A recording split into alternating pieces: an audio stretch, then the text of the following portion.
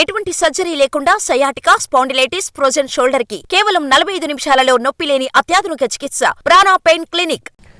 Maoist PLGA వారోత్సవాల సందర్భంగా దండకారణ్యంలో ఉద్రిక్త పరిస్థితి నెలకొనుంది. ఒకవైపు మావోయిస్టు బేస్ క్యాంపులపై దాడులు చేస్తున్నారు. మావోయిస్టుల ఏరువేత కార్యక్రమాన్ని చేపడుతున్నారు భద్రతా బలగాలు. భద్రాద్రి కొత్తగూడెం జిల్లా సరిహద్దులో భారీ ఎత్తున కూంబింగ్లు కొనసాగుతున్నాయి. మరింత సమాచారాన్ని మా ప్రతినిధి భూపాల్ అందిస్తారు. పీపుల్స్ లిబరేషన్ గెరిల్లా ఆర్మీని ఏర్పాటు చేసి 25 ఏళ్లైంది. ఈ 25 ఏళ్ల సందర్భంగా డిసెంబర్ 2 నుంచి మావోయిస్టు పీఎల్జీఏ వారోత్సవాలను నిర్వహిస్తున్న పరిస్థితి. ఈ నేపథ్యంలో పీఎల్జీఏ వారోత్సవాల సందర్భంగా దండకారణ్యం మాత్రం ఉద్రిక్తమైన పరిస్థితులు నెలకొందని చెప్పవచ్చు. ప్రధానంగా ఛత్తీస్గఢ్ రాష్ట్రం అదేవిధంగా గడ్చిబౌలి, అటు మహారాష్ట్రలోని గడ్చిరోలి, ఒరిస్సా ఈ సరిహద్దులో ఉన్న ప్రాంతం అంతా కూడా కొంత ఉద్రిక్తమైన పరిస్థితి నెలకొంది. గత 2 రోజులుగా మావోయిస్టులు అదేవిధంగా భద్రతా బలగాలు అబోజ్మడ్ ఏరియాలో బిగ్ ఫైటింగే జరుగుతున్న పరిస్థితి. గత రాత్రి కూడా ఈ జడ్పల్లి మీద అంటే బెటాలియన్ మీద మావోయిస్టులు దాడి చేయడంతో ఈ దాడి చేసిన ఘటనలో 2 కానిస్టేబుల్ గాయపడ్డారు. అదేవిధంగా మొన్న సాయంత్రం జరిగిన నారాయణపూర్లో జరిగిన కాల్పుల్లో బీరేంద్ర అనే ఒక హెడ్ కానిస్టేబుల్ చనిపోవడం జరిగింది. అదేవిధంగా ఇదే బీజాపూర్ జిల్లాలో 2 బీజేపీ కార్యకర్తలను కూడా కాల్చి చంపిన పరిస్థితి, మావోయిస్టులు కాల్చి చంపిన పరిస్థితి ఉంది. ఈ నేపథ్యంలో తెలంగాణ ప్రాంతంలోకి మావోయిస్టులు వలస వస్తారని రాకుండా చేయడం కోసం భారీ ఎత్తున తెలంగాణ సరిహద్దులో భద్రతా బలగాలు అయితే మోహరించి ఉన్నాయి.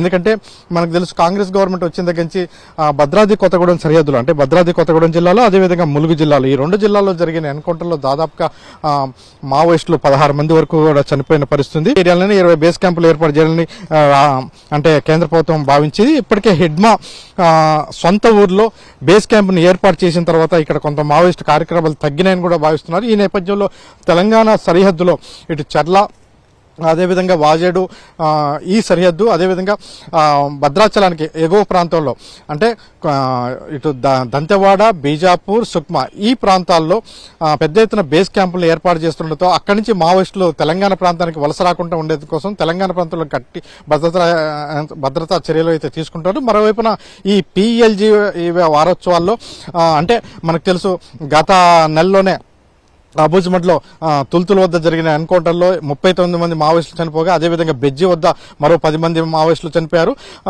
లేటెస్ట్ గా మనకి తెలంగాణలో కూడా ఒక 7 చనిపోయారు.